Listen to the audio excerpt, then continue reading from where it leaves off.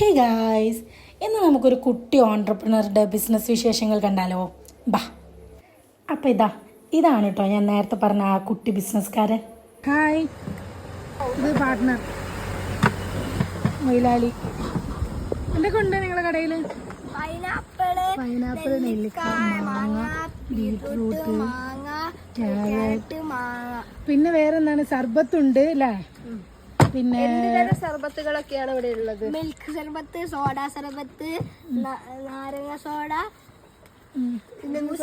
അങ്ങനെ എല്ലാ വെറൈറ്റി ആയിട്ടുള്ള കടയാണ് കേട്ടോ. അത് എത്ര വർഷമായി നിങ്ങൾ ഈ കട തുടങ്ങിയിട്ട്? 4 വർഷമായി. ഇതിപ്പോൾ 4ാമത്തെ വർഷമാണ്.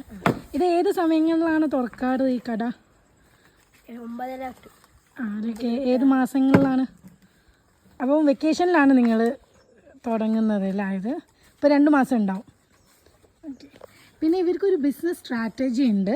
അതായത് ഈ കടയിലുള്ള ഏതെങ്കിലും ഒരു സാധനം നിങ്ങൾ വാങ്ങുകയാണെങ്കിൽ നിങ്ങൾക്ക് ഈ ഒരു ബോട്ടിൽ ഇങ്ങനെ സ്പിൻ ചെയ്യാനുള്ള ഓപ്ഷൻ കിട്ടും അല്ലേ? അത് കറക്റ്റായിട്ട് വീഴുന്ന 5 ടൈംസാണ് നിങ്ങൾ കൊടുക്കുന്നത് അല്ലേ?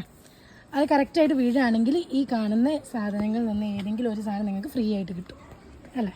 ഈ ബിസിനസ് സ്ട്രാറ്റജി എങ്ങനെയാണ് മനസ്സിൽ വന്നത്? ഞാൻ ഈ കുപ്പ ഇട്ടപ്പോൾ ഇവിടെ എന്താ ഇവിടെ കച്ചവടം വാടക കൊടുക്കാതെ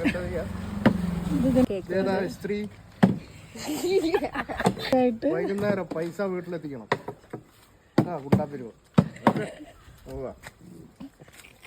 നിങ്ങൾക്ക് എങ്ങനെയാണ് കസ്റ്റമേഴ്സ് എങ്ങനെയാണ് വരുന്നത്?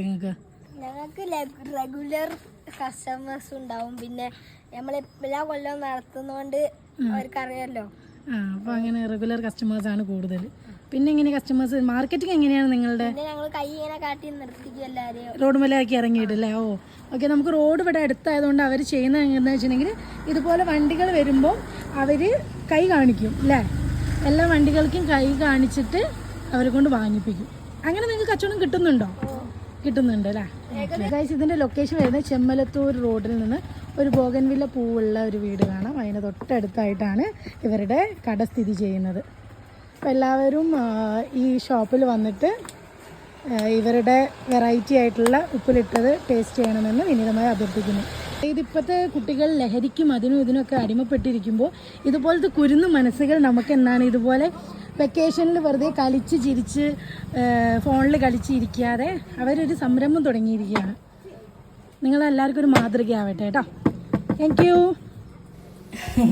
അപ്പോൾ അതൊക്കെയാണ് അവരുടെ ബിസിനസ് വിശേഷങ്ങൾ. അപ്പോൾ ഇനി അടുത്ത വീഡിയോയിൽ കാണുന്നവരേക്കും ബൈ.